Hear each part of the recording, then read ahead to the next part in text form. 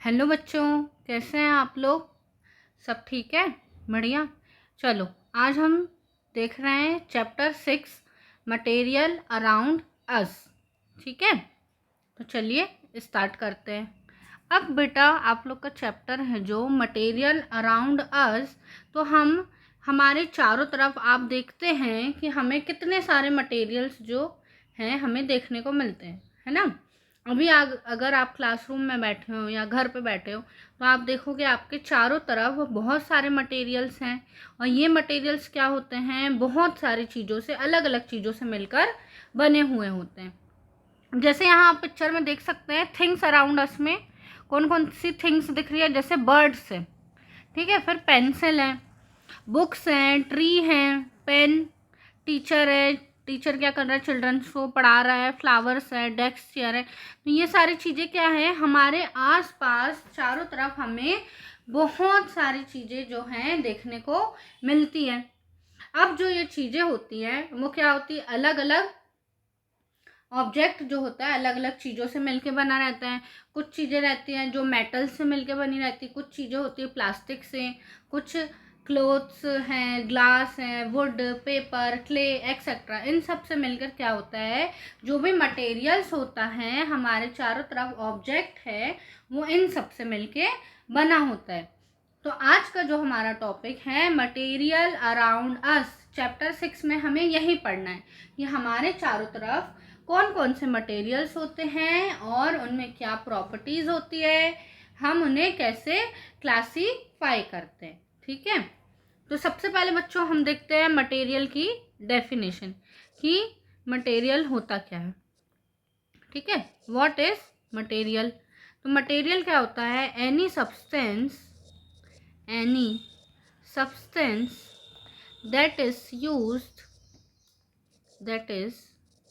used to create an object is referred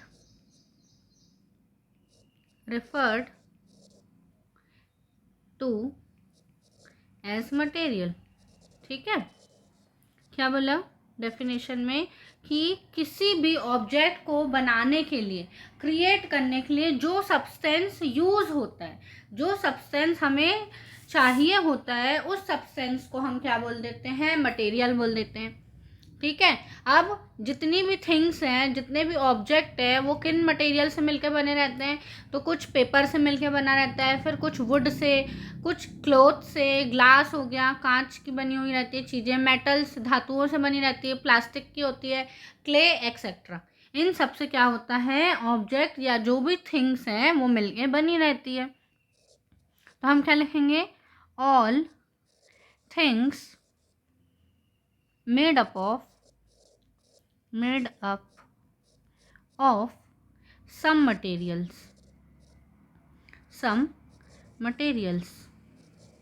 अभी material कौन से हुए, लाइक पेपर, वुड, फिर क्या हो गया, मेटल हो गया, और किससे मिलकर बनी रहती है, क्लॉथ से, ग्लास और प्लास्टिक, क्ले एक्सेट्रा। ठीक है, तो इन सब से मिलके क्या होता है, जो हमारा मटेरियल होता है वो इनसे मिलके बना होता है।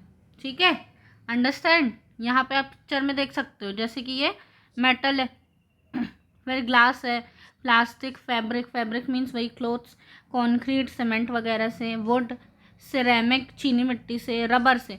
तो हमारे आसपास आप देखोगे तो इन्हीं सब मटेरियल से, इन्हीं सब चीज़ों से मिलकर क्या होता है, कोई भी ऑब्जेक्ट बनता है।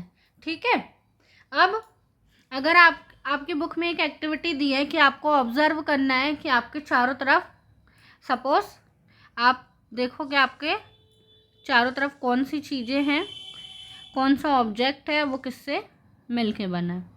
ठीक है, तो अपन एक टेबल क्रिएट कर लेते हैं। सपोज करो कि हम कहाँ हैं, एक क्लासरूम में बैठे हैं। आई ऑब्जर्व आप देख रहे हो क्लासरूम में बैठे हो तो आपको कौन कौन सी चीज़ें दिख रही हैं, और material they are made up of. इसको थोड़ा सा बड़ा कर लेते हैं।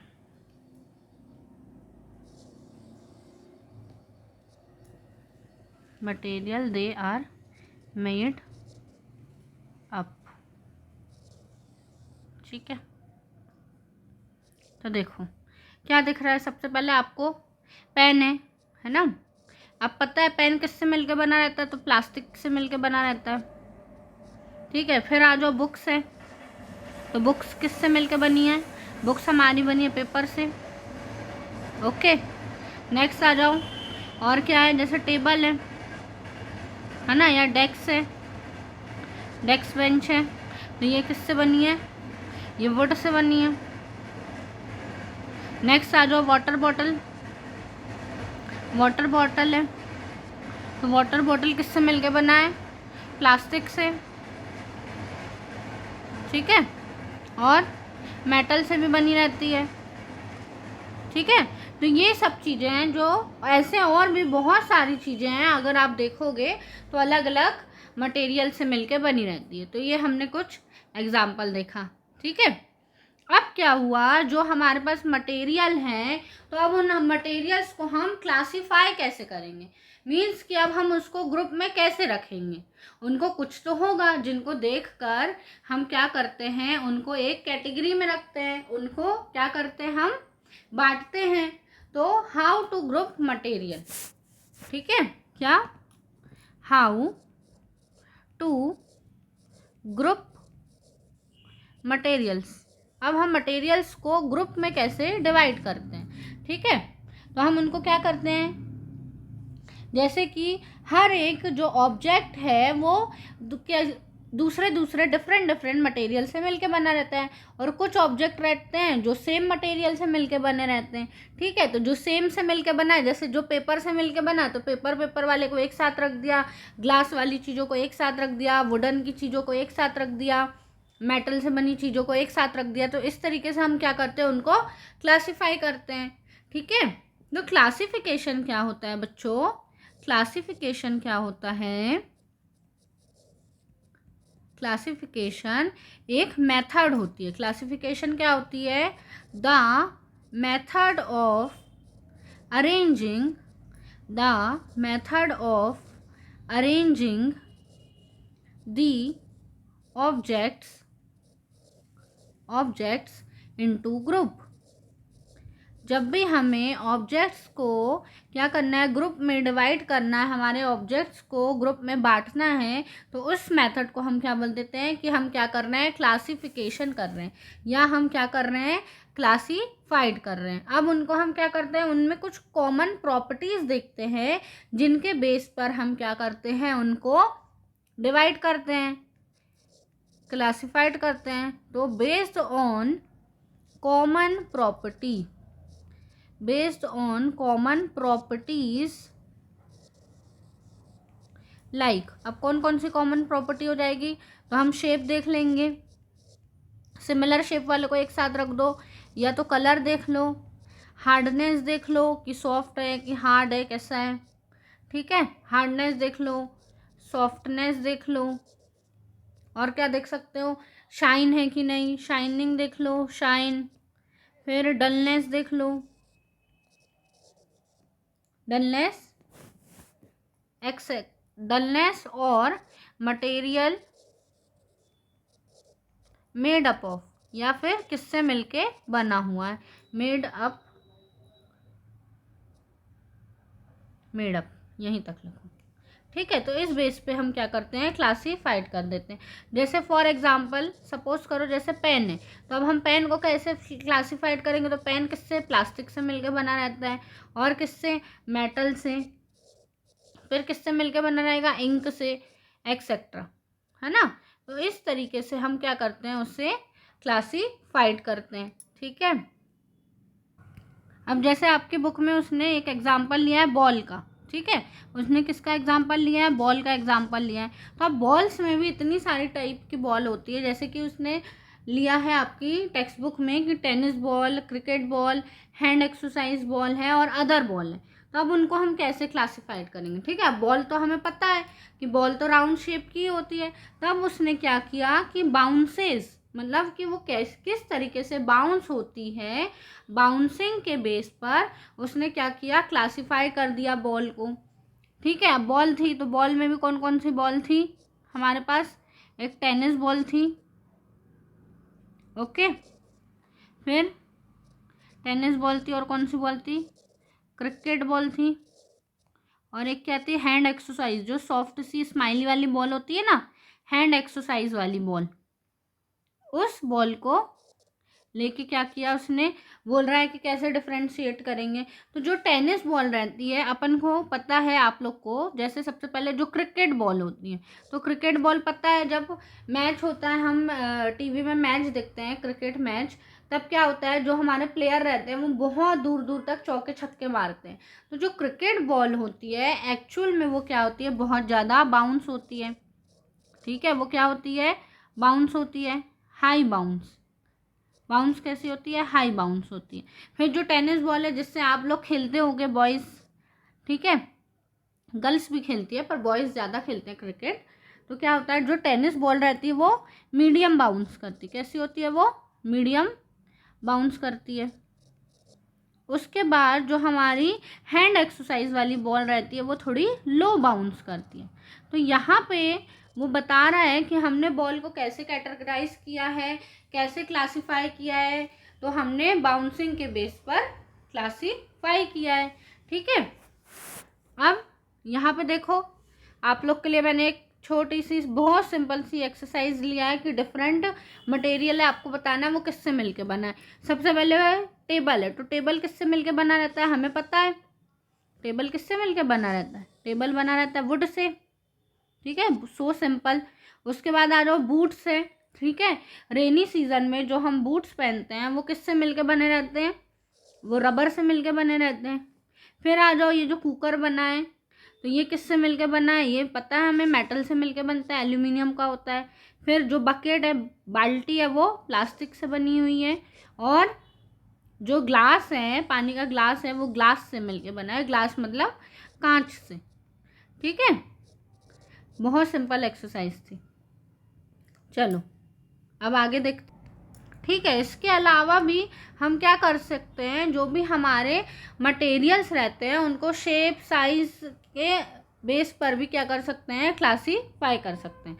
चलो नेक्स्ट अब हमारा क्या है, मटेरियल की प्रॉपर्टीज देखना है। अब नेक्स्ट क्या है बच्चों, हमारा टॉपिक मींस हेडिंग क्या है, प्रॉपर्टीज ऑफ मटेरियल। तो मटेरियल में क्या क्या प्रॉपर्टीज होती हैं, क्या क्या गुण पाए जाते हैं। ठीक है, तो सबसे पहले कि क्या हो जाएगा, या तो हम देखेंगे जो हमारे पास मटेरियल है वो सॉफ्ट है कि हार्ड है। ठीक है, क्या देखते हैं हम कि हार्ड है कि सॉफ्ट है। फिर देखते हैं कि वो सॉल्यूबल है कि इनसॉल्यूबल है, पानी में घोल के देखते हैं कि सॉल्यूबल है कि इनसॉल्यूबल है। फिर ट्रांसपेरेंट है कि ओपेक है, ट्रांसपेरेंट मतलब जिससे आर पार देख ले, ओपेक मतलब जिससे आर पार ना दिखे। फिर कंडक्टर है कि इंसुलेटर है, कंडक्टर मतलब होता है जिसमें इलेक्ट्रिसिटी जो होती है करंट पास होता है, और इंसुलेटर जिसमें करंट पास नहीं होता है। तो ये कुछ बेसिक प्रॉपर्टीज़ हैं जिसके बेसिस पे हम मटेरियल को क्या करते हैं, क्लासिफाई करते हैं। मीन्स कि देख पाते हैं कि हमारे जो भी मटेरियल है उसमें क्या क्या प्रॉपर्टीज मिलती है। चलो अब हम वन बाय वन एक एक को डिटेल में देखते हैं। सबसे पहले आ जाओ, सॉफ्ट एंड हार्ड की बात कर लेते हैं। ठीक है, तो हम मटेरियल किसको सॉफ्ट बोलेंगे और किसको हार्ड बोलेंगे। सबसे पहले आ जाओ, सॉफ्टनेस एंड हार्डनेस। किसमें, सॉफ्टनेस एंड हार्डनेस, ये नंबर 1 है।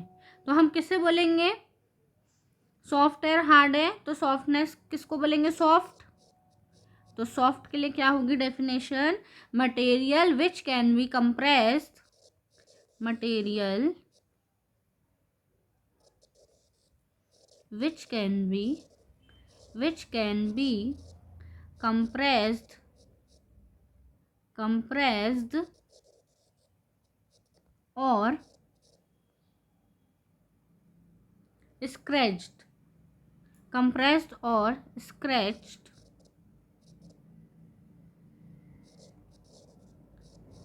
easily are soft। ठीक है, तो सॉफ्ट और हार्ड की यहाँ मैंने डेफिनेशन लिखी। सॉफ्ट क्या होता है? Material which can be compressed और स्क्रैच्ड इजीली आर सॉफ्ट, जिसको हम आसानी से दबा सकते हैं, स्क्रैच कर सकते हैं, ठीक है, खरोच सकते हैं, उसे हम क्या बोलते हैं? सॉफ्ट मटेरियल बोलते हैं। हार्ड किसे बोलते हैं?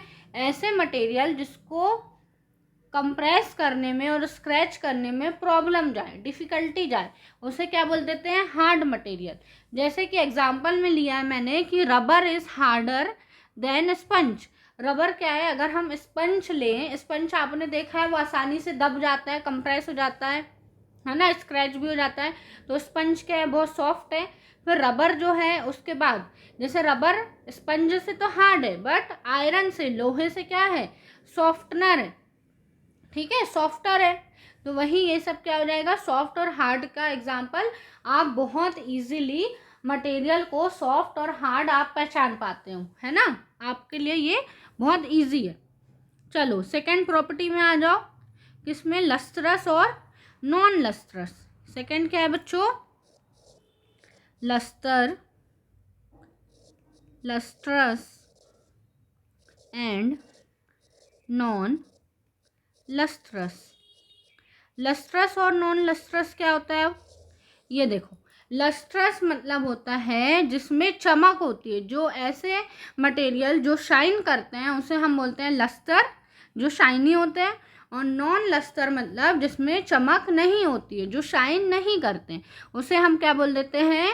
नॉन लस्ट्रस बोल देते हैं, ठीक है। तो लस्ट्रस की डेफिनेशन क्या लिखेंगे हम? लस्ट्रस में लिखेंगे materials that have shiny surface, are called lustrous material,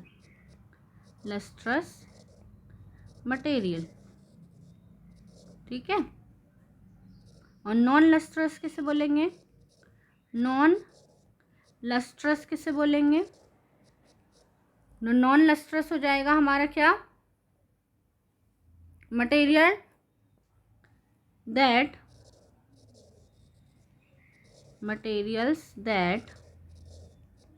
do not have shiny surface, जिसकी शाइनी सरफेस नहीं होती है,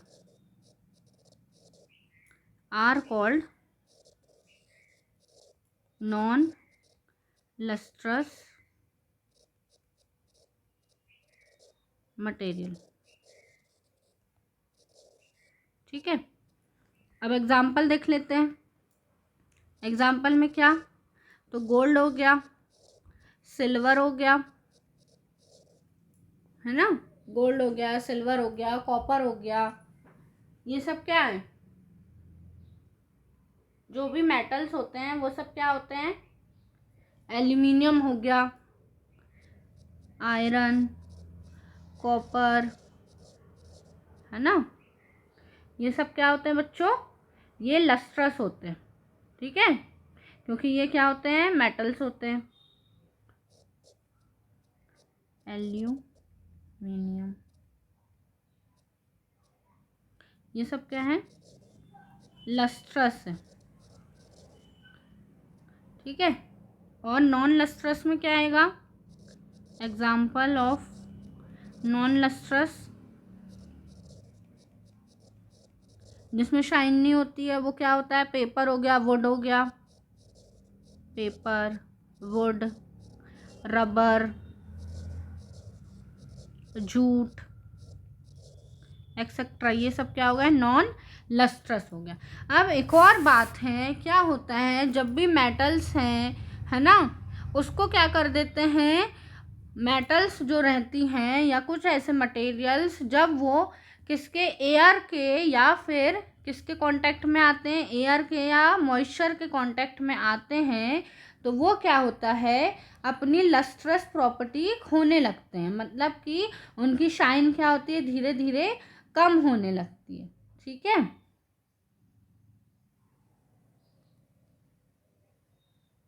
क्या होता है, लस्ट्रस जो मटेरियल होते हैं,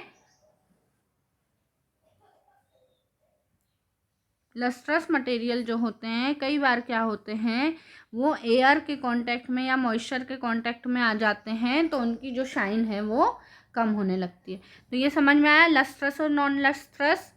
लस्टर मतलब जिसकी शाइनी सरफेस रहेगी, और नॉन लस्टर मीन्स जिसकी सरफेस शाइनी नहीं रहेगी। ठीक है, चलो नेक्स्ट आ जाते हैं हम किस पे, ट्रांसपेरेंट, ट्रांसलूसेंट और ओपेक में। थर्ड क्या हो जाएगा, किसके बेस पर, तो थर्ड हो जाएगा हमारा ट्रांसपेरेंट, ट्रांसपेरेंट मतलब कि हम ये बोल सकते हैं कि जिसके थ्रू हम देख सकते हैं और नहीं देख सकते। तो ट्रांसपेरेंट हो गया, ट्रांसलूसेंट हो गया, और एक क्या हो गया, ओपेक हो गया। ठीक है, तो सबसे पहले हम बात करते हैं किसकी, ट्रांसपेरेंट की। तो ट्रांसपेरेंट क्या होता है बच्चों, ये तो आप लोग को पता है। ट्रांसपेरेंट मतलब ऐसा मटेरियल जिससे हम आर पार देख सकते हैं, है ना, उसे हम क्या बोलते हैं, ट्रांसपेरेंट बोलते हैं। The materials through which things can be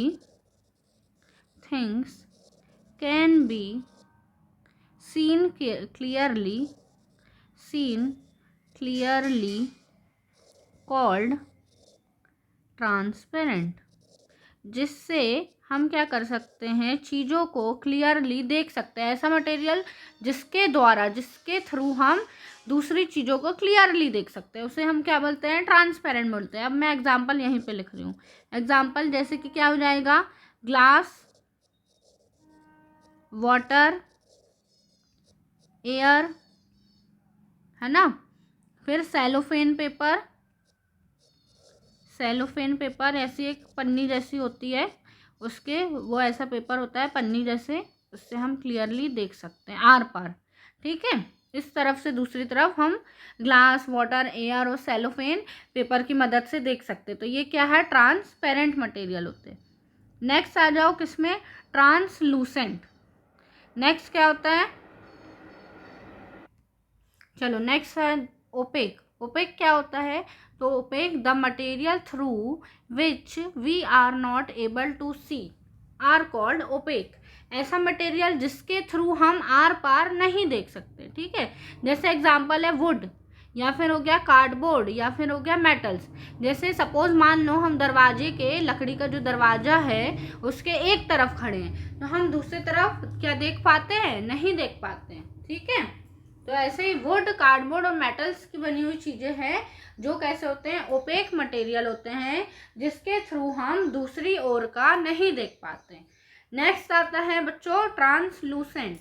तो ट्रांसलूसेंट क्या होता है, the materials through which objects can be seen but not clearly called translucent. ऐसे मटेरियल जिसके थ्रू हम देख सकते हैं, दिखाई तो देता है बट बहुत क्लियर दिखाई नहीं देता है, मीन्स कि हमें धुंधला दिखाई देता है। ऐसे मटेरियल को हम बोलते हैं ट्रांसलूसेंट मटेरियल्स। ठीक है, जैसे कि बटर पेपर हो गया या फ्रोस्टेड ग्लास हो गया, तो ये क्या है, ट्रांसलूसेंट के एग्जाम्पल है। ठीक है, उसके बाद आपकी बुक में एक एक्टिविटी दी थी जिसमें क्या करना था कि हमें फॉलोइंग ऑब्जेक्ट को ट्रांसपेरेंट, ट्रांसलूसेंट और ओपेक बताना था। तो सबसे पहले बच्चों आपको दिया था ग्लास टम्बलर। ठीक है, तो ग्लास टम्बलर है जो, वो कैसा होता है, तो वो ट्रांसपेरेंट होता है। फिर बटर पेपर, अभी हमने देखा बटर पेपर किस में आता है, ट्रांसलूसेंट में। फिर इरेज़र है, तो इरेज़र क्या है, सॉलिड है थोड़ा सा, इरेज़र क्या होगा, ओपेक होगा। फिर फ्रॉस्टेड ग्लास है तो फ्रॉस्टेड ग्लास किस में आएगा, तो ट्रांसलूसेंट में आएगा। फिर वुडन बोर्ड किस में आएगा, ओपेक में आएगा। और विंडो ग्लास, ठीक है, कांच की जो विंडो है उससे खिड़की से हम देख पाते हैं, तो ये किस में आएगा, ये आएगा हमारा ट्रांसपेरेंट में, ठीक है। चलो उसके बाद बता रहे हैं मटेरियल को हम देखते हैं और दूसरी प्रॉपर्टी देखते हैं मटेरियल की, किसके बेसिस पे, कि वो सॉल्युबल है वाटर में कि नहीं है, मतलब सॉल्युबिलिटी के बेसिस पर देखते हैं। ओके, तो जो पानी में घुल जाएगा उसे हम बोलेंगे सॉल्युबल मटेरियल है, सॉल्युबल इन वाटर है।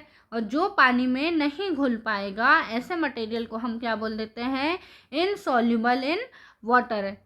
मान लो हमने लिया है क्या, नमक लिया है या चीनी ले लिया है, उसको हम ग्लास में क्या कर रहे हैं, घोल रहे हैं, ठीक है। तो चीनी और दूसरी तरफ क्या, जो नमक रहता है हमारा सॉल्ट, वो दोनों चीज़ें तो पानी में क्या हो जाएगी, डिसॉल्व हो जाएगी, घुल जाएगी। बट अगर हम वहीं पे क्या ले ले, मिट्टी ले ले या रेत ले ले, तो ये क्या होगा, पानी में नहीं घुल पाएगी। तो उससे क्या बोलेंगे, ऐसे मटेरियल को हम बोलेंगे इनसॉल्युबल इन वाटर। तो फोर्थ जो हमारा टाइप है, फोर्थ क्या देख लेंगे हम, उसकी प्रॉपर्टी क्या देख लेंगे, सॉल्युबल एंड इनसॉल्युबल, ठीक है, सॉल्युबिलिटी। तो सबसे पहले सॉल्युबल का क्या होता है, सॉल्युबल, तो सॉल्युबल की डेफिनेशन क्या लिखेंगे, material which dissolve in water,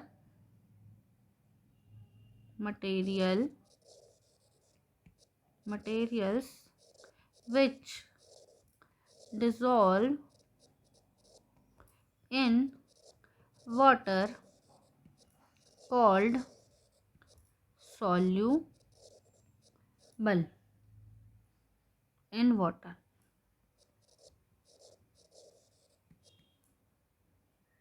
dissolve या फिर यहाँ पे लिख लो मिक्स्ड, डिसॉल्व और mixed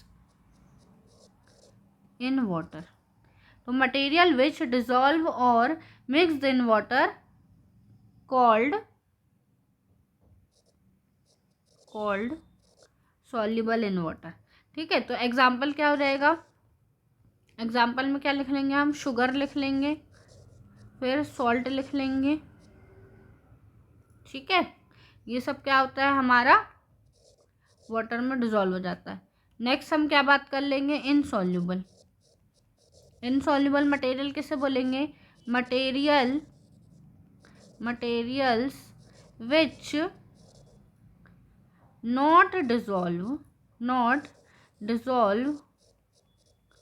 or not mixed in water,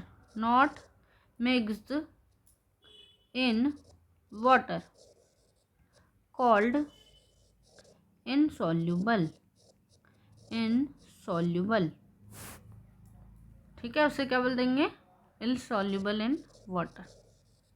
जैसे कि एग्जाम्पल क्या हो जाएगा हमारा, तो एग्जाम्पल में क्या ले लेंगे हम, जैसे कि हो गया हमारा क्या, सैंड हो गया, फिर क्ले हो गई, स्टोन हो गया, एक्सेट्रा। ये सब क्या होता है, वाटर में डिसॉल्व नहीं होता है, क्लियर है। उसके बाद बच्चों आपकी बुक में एक ORS जो होता है, आपने नाम सुना होगा, ORS, ठीक है। जब भी हम क्या होते हैं, हमें वॉमिट होता है या लूज मोशन लगती है, ठीक है, डायरिया वगैरह होता है, तो डॉक्टर क्या करता है, हमें ORS का पैकेट देता है। आप लोग ने देखा होगा इस टाइप का कुछ पैकेट रहता है, वहाँ पे लिखा रहता है ORS, orange colour, mango colour, अलग अलग फ्लेवर के भी आते हैं ORS के घोल। जिसे क्या करते हैं, हम पानी लेते हैं, ग्लास लेते हैं, और उस ग्लास में क्या करते हैं, ये इसको डालते हैं लिक्विड को, और फिर क्या कर लेते हैं, पी लेते हैं। तो इससे क्या होता है, जो भी हमारा डिहाइड्रेशन होता है, अगर हमारी बॉडी में पानी की कमी हो गई है, तो ये जो ORS होता है ये क्या करता है, उस पानी की कमी को पूरा करता है, ठीक है। तो सबसे पहले ORS का फुल फॉर्म क्या होता है, तो ORS का फुल फॉर्म होता है oral rehydration solution, oral rehydration solution. जब हमारी बॉडी में पानी की कमी हो गई, जब पानी की कमी हो गई तो उसे क्या बोल दी, ये हमने डिहाइड्रेशन। डिहाइड्रेशन मतलब पानी की कमी। और जब हमने ORS को पिया है तो मीन्स रिहाइड्रेशन, मतलब फिर से हमारी बॉडी में पानी पूरा हो जाता है। पानी पूरा हो जाता है मतलब पानी के साथ साथ जो कुछ मिनरल्स भी रहते हैं जो हमारी बॉडी के लिए ज़रूरी रहते हैं, है ना, सोडियम हो गया, है ना, NaCl हो गया, ये सारी चीज़ें क्या होता है, तो इन सबको ORS पीने से हमें वो मिनरल्स वापस से बॉडी में मिल जाते हैं। तो ORS जो होता है मार्केट में मिलता है, वो पैकेट वो लेके आते हैं, डॉक्टर भी देता है हमें, किसी भी नियर बाय केमिस्ट की दुकान से हमें मिल जाता है। ठीक है, अगर हमारे पास कभी ORS का जो पैकेट होता है वो नहीं रहता है तो हम उसे कैसे खुद से प्रिपेयर कर सकते हैं। ओन ORS प्रिपेयर करना है तो हमें क्या लगेगा बच्चों, सबसे पहले 1 लीटर आप क्या लेंगे, बॉइल्ड एंड कूल्ड वाटर ले लेंगे। ठीक है, पानी लेना है हमको 1 लीटर ठंडा, उबला हुआ ठंडा पानी। ठंडा मीन्स उसे नॉर्मल टेम्परेचर पर ठंडा कर लेना। फिर अब उसमें हमने क्या ऐड किया, ऐड करेंगे हम, ऐड 6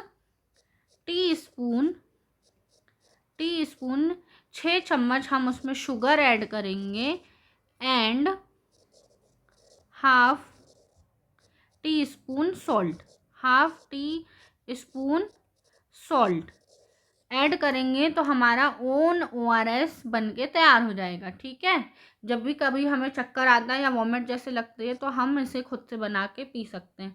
उसके बाद जब हम सॉल्युबिलिटी की बात कर रहे थे कि क्या वाटर में सॉल्युबल होता है और इनसॉल्युबल होता है, तो आप देखेंगे कि मान लो ये हमारे पास एक ग्लास है तो हम इसमें क्या है, वाटर भरा हुआ है। अब हमने क्या करा, इसमें थोड़ा सा कुछ ड्रॉप ऑफ, समझ लो कुछ ड्रॉप हमने इसमें क्या डाल दिया, ऑयल डाल दिया।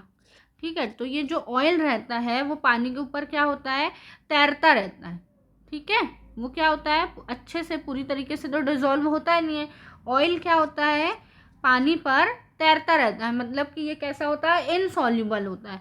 इसी तरीके से अगर हम बात करें कि जो हमारा पेट्रोल रहता है, पेट्रोल के भी क्या होते हैं, पेट्रोल भी पानी में तो डिजोल्व होता नहीं है, तो ये क्या होता है, उसके ऊपर ऊपर तैरता रहता है। तो कुछ चीज़ें क्या होता है, कंप्लीटली मिक्स हो जाती है पानी में, और कुछ चीज़ें क्या होती है, मिक्स नहीं होती है, वो ऊपर एक पतली सी लेयर बना लेती है।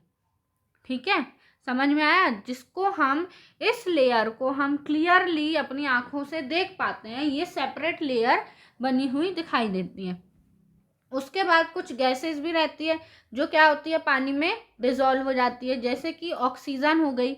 ऑक्सीजन गैस जो है हमारी पानी में क्या हो जाती है, घुल जाती है, डिजोल्व हो जाती है। फिर जो हमारे एक्वेटिक एनिमल होते हैं, पानी में रहने वाले जो जीव जंतु हैं, वो इन्हीं ऑक्सीजन का उपयोग करके क्या होते हैं, जीवित रहते हैं, है ना, सरवाइव करते हैं, सांस लेते हैं। ठीक है, इतना क्लियर हुआ। चलो नेक्स्ट आ जाओ।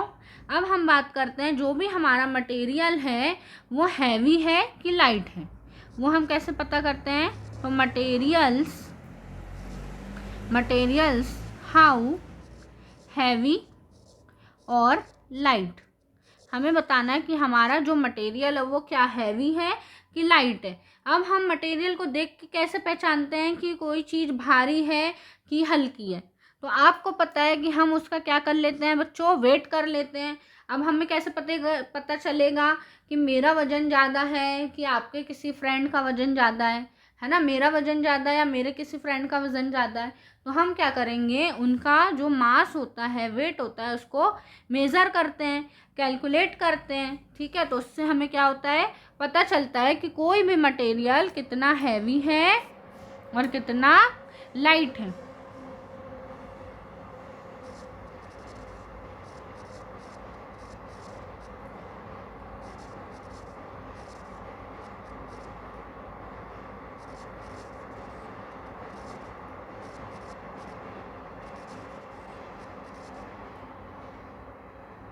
Any object which is heavier or lighter can be measured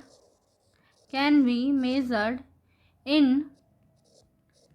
term किस टर्म्स में बोलते हैं? Term of property called mass, called मास। हम बोलते हैं कि इसका मास ज़्यादा है या इस ऑब्जेक्ट का मास कम है, तो उसके बेस पर जिसका मास ज़्यादा रहता है वो क्या होता है? हमारा हैवियर होता है। मोर मास वाला क्या होता है? मोर मास, जिसका मास ज़्यादा है वो क्या हो जाएगा? हैवियर हो जाएगा, भारी हो जाएगा, ठीक है। और जिसका लेस मास होता है, मास कम होता है, उसे हम क्या बोल देते हैं? लाइटर बोल देते हैं, ठीक है, कि वो कैसा है? हल्का है। हैवियर मतलब भारी और लाइटर मीन्स होता है हल्का, ठीक है। तो मास से हम उसका वेट या मास मेज़र करके हम बता सकते हैं कि कोई भी चीज़ भारी है कि हल्की है, ठीक है। अब उसके बाद हम नेक्स्ट बात कर लेते हैं स्पेस एंड वॉल्यूम की। किसकी? स्पेस एंड वॉल्यूम की। तो हम बोलते हैं ना कई बार कि इस जगह ने, इस ऑब्जेक्ट ने इतना स्पेस ले लिया है या इतना वॉल्यूम ले लिया है। तो पता कैसे चलता है कितना स्पेस ले लिया है, कितना वॉल्यूम ले लिया है, ठीक है। तो क्या होता है स्पेस और वॉल्यूम? तो स्पेस एंड वॉल्यूम के लिए यहाँ पे आप पिक्चर में देखेंगे कि मैंने 2 ग्लास बनाया है। इस ग्लास में मैंने पानी फिल करा है। तो एक हाफ फिल्ड है, मतलब आधा भरा है मैंने उसको पानी, और दूसरा जो ग्लास है उसमें क्या है? पानी ऊपर तक भरा है, ठीक है। एक हाफ फिल्ड है और एक फुल्ली फिल्ड है। अब क्या हो रहा है? बच्चे लोग जो अलग अलग देख रहे हैं, तो कुछ लोग बोल रहे हैं कि आधा भरा है, कुछ बोल रहे हैं वो आधा खाली है, कुछ बोल रहे हैं वो पूरा भरा है, ठीक है। तो ये क्या हुआ? इसी को हम क्या बोलते हैं कि the space occupied by water, ठीक है, represents its volume, ठीक है। तो वो कितना भरा हुआ है उसके बेस पर हम बताते हैं कि क्या है, उसका वॉल्यूम कितना है, ठीक है। तो ये क्या बताया मैंने? वॉल्यूम के बारे में बताया। अब जब कभी आप मार्केट जाते हैं या हम कभी ट्रैवलिंग करते हैं तो हम देखते हैं कि पानी की जो बॉटल्स रहती है, ड्रिंकिंग वाटर की जो बॉटल्स रहती है, वो अलग अलग साइज़ में मिलती है। जैसे कि 100 ml की मिलती है, 200 ml, 500 ml, 1000 ml, ये मैंने यहाँ ड्रॉ किया है। तो ये जो अलग अलग mls की बॉटल होती है वो क्या बताती है? वॉल्यूम बताती है, ठीक है। ये वॉल्यूम को रिप्रेजेंट करती है कि इसमें हमारा वाटर जो है वो कितना वॉल्यूम फिल हुआ है, ठीक है। उसके बाद लास्ट है हमारा जो कि व्हाट इज मैटर, ठीक है, कि मैटर क्या होता है, ठीक है। तो एनीथिंग दैट occupies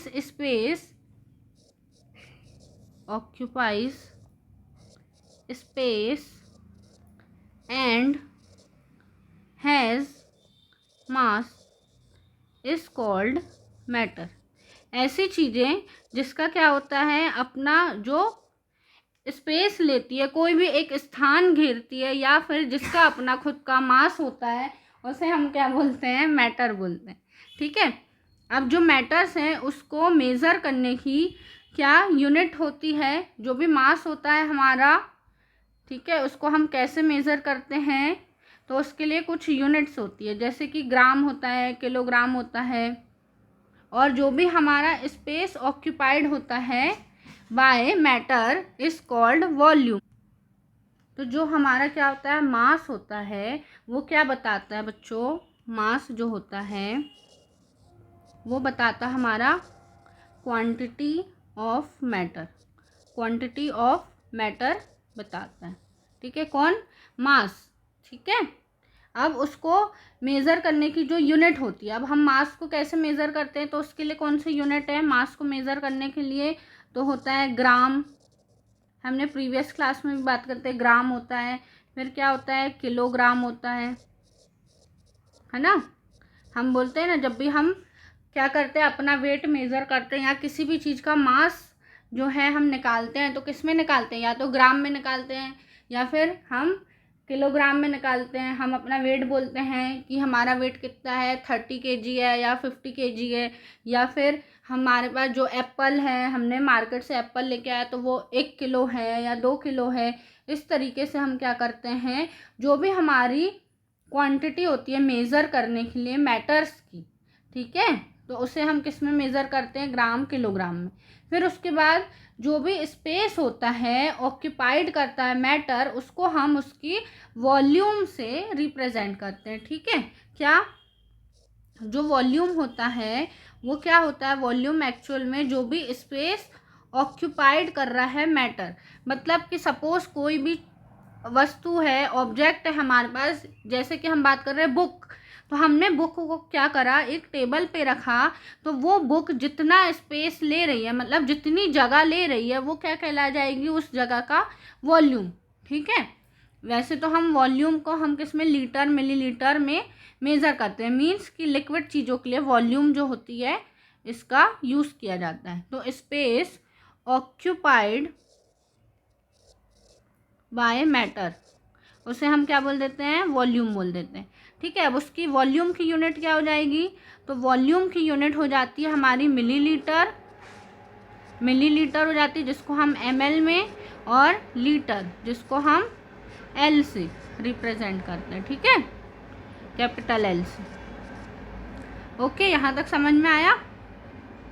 तो ये सब क्या थी, कुछ प्रॉपर्टीज़ थी जिसके बेसिस पे हम अपने चारों तरफ के जो भी हमारे मैटर्स हैं, चारों तरफ जो भी मटेरियल्स हैं, उनको हम क्या करते हैं, क्लासिफाइड करते हैं, देखते हैं, पहचानते हैं, ठीक है। तो आई होप आपको आज की क्लास अच्छी लगी होगी। Thank you.